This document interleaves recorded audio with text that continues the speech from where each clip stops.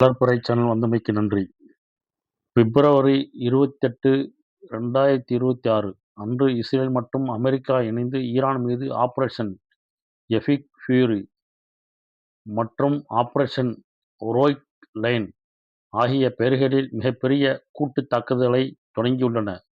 இந்த தாக்குதலால் மத்திய கிழக்கு பிராந்தியத்தில் பதட்டம் அதன் உச்சத்தை எட்டியுள்ளது. சமீபத்தில் முக்கிய தகவல்கள்: கூட்டுத் தாக்குதல்: அமெரிக்க அதிபர் டொனால்ட் டிரம்ப் மற்றும் இஸ்ரேல் பிரதமர் பெஞ்சமின் நெத்தன்யாகு ஆகியோர் ஈரானின் அணுசக்தி நிலையங்கள் மற்றும் இராணுவ இலக்குகளை குறிவைத்து இந்த தாக்குதலை நடத்தியுள்ளனர்.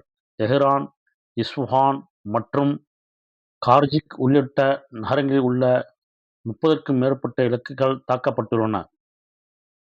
தலைவர்கள் மீது தாக்குதல்: ஈரானின் உச்ச தலைவர் அயத்தொல்லா அலி காமெனி மற்றும் அதிபர் மசூத் பெஸோஷியான் ஆகியோரை குறிவைத்து தலை துண்டிக்கும் தாக்குதல் நடத்தப்பட்டதாக தகவல்கள் தெரிவிக்கின்றன.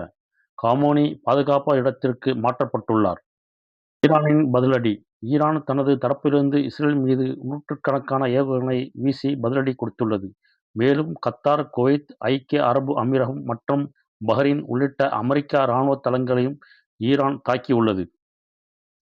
உயிர் இழப்புகள்: ஈரானில் உள்ள ஒரு பள்ளி மீது நடத்தப்பட்ட தாக்குதலில் 51க்கும் மேற்பட்ட குழந்தைகள் உட்பட பலர் உயிர் இழந்ததாக ஈரான் ஊடகங்கள் தெரிவிக்கின்றன. மேலும் குழந்தைகளின் அனைத்து உறுப்புகளும் சிதைவுண்டு கிடந்ததாக செய்திகள் கூறுகின்றன. குறிப்பாக பெண்கள் ஸ்கூலை பார்த்து இந்த முறக்கர்கள் நடத்தியுள்ள தாக்குதலை நீங்களும் காணலாம். இதை படம் போட்டு காட்டப்படுகிறது.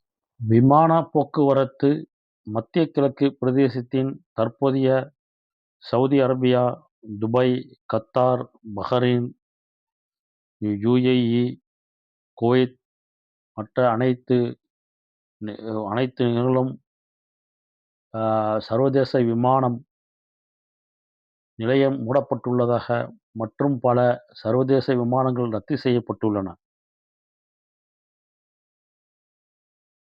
இந்தியர்களுக்கு அறிவுறுத்தல்: இஸ்ரேல் மற்றும் இஸ்ரேலில் உள்ள இந்தியர்கள் மிகுந்த எச்சரிக்கையுடன் இருக்குமாறும் பாதுகாப்பான இடங்களின் அருகில் தங்குமாறும் இந்திய தூதரகம் அவசர அறிவுறுத்தலை வழங்கியுள்ளது. வளர்பிறை சேனலை சப்ஸ்கிரைப் பண்ணுங்க, ஷேர் பண்ணுங்க, லைக் பண்ணுங்க. மற்றும் ஒரு செய்தியுடன் உங்களை சந்திப்போம். நன்றி, வணக்கம்.